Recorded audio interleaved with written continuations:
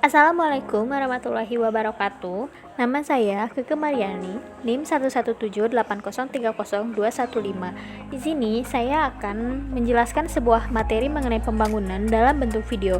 Adapun tujuan dibuatnya video ini adalah untuk menyelesaikan ujian akhir semester pada mata kuliah manajemen pembangunan. Dengan tema video ini adalah mengenai isu pembangunan nasional atau daerah.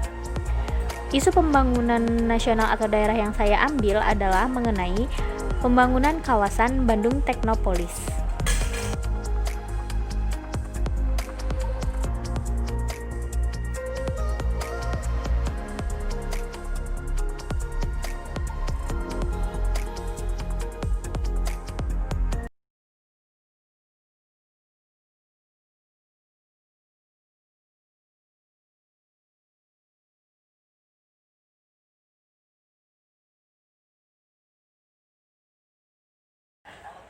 Pembangunan biasanya seringkali dikaitkan dengan infrastruktur.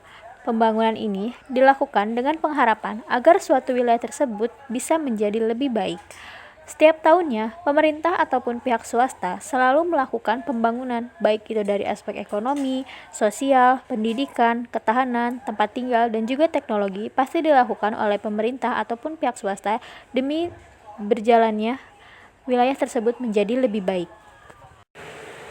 Pembangunan yang saat ini menjadi sorotan masyarakat, khususnya warga kota Bandung, adalah pembangunan kawasan Bandung Teknopolis yang digarap di wilayah Gede Bage, Bandung Timur. Maka dari itu, pengambilan isu mengenai kawasan Bandung Teknopolis ini akan dibahas dalam video berikut. Mengapa dinamakan Teknopolis? Menurut mantan wali kota Bandung, Bapak Ridwan Kamil, ia mencetuskan istilah Teknopolis ini karena ia ingin mengembangkan kawasan Gede Bage menjadi kawasan dengan konsep kota modern. Selain itu, istilah Teknopolis ini tercantum dalam dokumen pemerintah kota. Salah satunya itu mulai dari Rencana Pembangunan Jangka Menengah Daerah atau RPJMD tahun 2013 sampai 2018. Dan juga pada Peraturan Daerah Nomor 10 Tahun 2015 tentang rencana detail tata ruang dan pengaturan zonasi. Konsep yang digunakan ini nantinya akan menjadikan Gede Bage sebagai pusat pengembangan bisnis dan industri berbasis teknologi tinggi.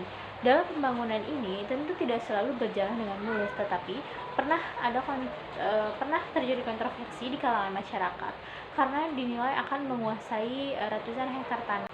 Bandung Teknopolis ini akan menjadikan Gede Bage sebagai kota yang memiliki konsep berbasis IT. Perusahaan-perusahaan IT ternama bisa berkantor dan melakukan riset di tempat tersebut. Investor juga sudah mulai mengantri untuk menggarap investasi mereka di kawasan Bandung Teknopolis ini. Selain itu, negara sekelas Amerika Serikat, Jepang, hingga Timur Tengah pun melihat potensi pasar dan sumber daya manusia yang dimiliki Indonesia, khususnya di kawasan Gede Bage ini, menjadikan Indonesia itu bisa lebih maju di bidang pasar dan sumber daya manusianya. Ridwan Kamil meyakini masyarakat Gede Bage akan memiliki keuntungan yang luar biasa. Salah satunya adalah dengan melejitnya nilai properti. Meski perujian kawasan Bandung Teknopolis ini belum bisa dipastikan kapan akan selesai, tetapi perlahan sudah dibenahi dan perlahan sudah mulai digarap satu persatu kawasan Bandung Teknopolis ini. Diawali dengan pembangunan Stadion GBLA atau Gelora Bandung Lautan Api, kawasan Gede Bage ini memiliki sarana olahraga yang cukup besar dan menjadi sarana olahraga baru di kawasan Bandung Timur. Nah, kemudian setelah pembangunan Stadion GBLA ini dilanjutkan dengan pembangunan Sumarekon.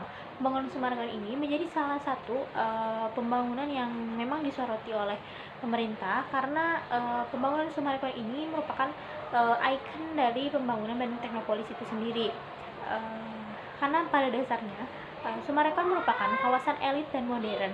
Pembangunan ini sudah digarap sejak bulan April tahun 2015. Karena Sumarekon ini menjadi salah satu ikon yang paling besar dalam pembangunan Bandung Teknopolis ini, porsi terbanyak dari lahan tersebut dimiliki oleh Summarecon. Summarecon sendiri sudah mendirikan perumahan elit, pusat pendidikan, pusat pembelanjaan, serta rumah sakit dan juga beberapa perusahaan-perusahaan lain yang nantinya akan berada di kawasan Summarecon tersebut. Nah, kemudian setelah adanya pembangunan Summarecon ini dibarengi dengan pembangunan Masjid Al-Jabar atau Masjid Terapung Al-Jabar. Nah, masjid ini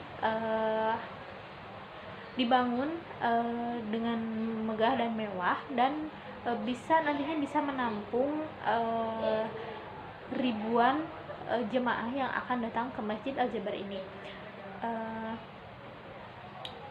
Selain itu, kawasan Masjid Al-Jabar juga ini nantinya akan dijadikan sebagai ikon baru di Jawa Barat dan juga sebagai tempat wisata baru di kawasan Jawa Barat karena desainnya yang menarik serta pembangunannya yang cukup unik karena berada di tengah-tengah danau yang cukup luas.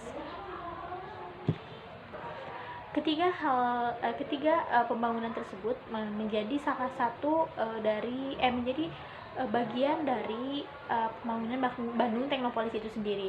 Selain itu, di kawasan Bandung Timur juga dibangun flyover ataupun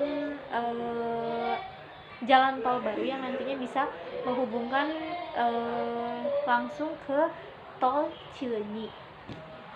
Nah, berdasarkan pembangunan tentu memiliki dampak yang positif dan juga dampak yang negatif. Seperti yang kita tahu, dampak positifnya dari pembangunan di kawasan Bandung Technopolis ini akan membuka lahan pekerjaan baru dan akan menyerap tenaga kerja yang banyak, juga bisa menguntungkan masyarakat di kawasan Gede Bage ini yang sebelumnya tidak memiliki pekerjaan bisa memiliki pekerjaan di kawasan tersebut. Selain itu, bisa memajukan kawasan Gede Bage menjadi kawasan wisata baru dan bisa mengedepankan kawasan Gede Bage ini menjadi kawasan yang modern dan lebih modern dan lebih canggih jika dibandingkan dengan kawasan-kawasan lain. Selain itu, dampak positifnya itu seperti yang dikatakan oleh Bapak Ridwan Kamil, bisa menambah nilai properti di kawasan Gede Bage ini. Kemudian dampak negatifnya, seperti yang kita tahu, pembangunan ini biasanya identik dengan pembangunan infrastruktur kan, tentunya akan membutuhkan lahan-lahan yang cukup besar dan cukup banyak. Nah, karena kawasan Gede Bage ini sebelumnya adalah kawasan sawah yang luas dan lega, ini menjadikan sawah-sawah tersebut harus digarap dan diratakan oleh tanah karena untuk pondasi sebagai pembangunan dari kawasan Bandung Technopolis itu sendiri. Selain itu, adanya penggusuran rumah-rumah warga di sekitar situ yang berkaitan langsung dengan pembangunan kawasan Bandung Technopolis ini. Dari segi lingkungan hidup tentu sangat mengganggu sekali karena adanya penggarapan lahan ini membuat tanah menjadi berubah strukturnya. Selain itu, jika terkena hujan, tanah-tanah tersebut mengubah menjadi lumpur dan dilalui oleh kendaraan-kendaraan besar yang mengangkut bahan material dari pembangunan tersebut. Itu menyebabkan jalanan di sekitaran kawasan tersebut menjadi lebih licin. Nah, mungkin itu dampak dari dampak buruknya. Jika ingin membuat sebuah pembangunan, kita harus melihat dulu apakah kawasan tersebut memang tepat sekali untuk dibangun atau malah sebaliknya, karena ada yang menganggap bahwa kawasan Gede Bage ini sudah lama dan akan kehilangan sawah-sawah yang hijau dan sawah-sawah yang besar karena adanya pembangunan tersebut. Nah, sebaiknya pemerintah pun harus mengkaji dengan baik, meskipun memang pemerintah memiliki tujuan tertentu dari pembangunan tersebut. Sekian Dari saya, terima kasih banyak. Mohon maaf apabila dalam penyampaian materi ini masih banyak kekurangan. Terima kasih. Assalamualaikum warahmatullahi wabarakatuh.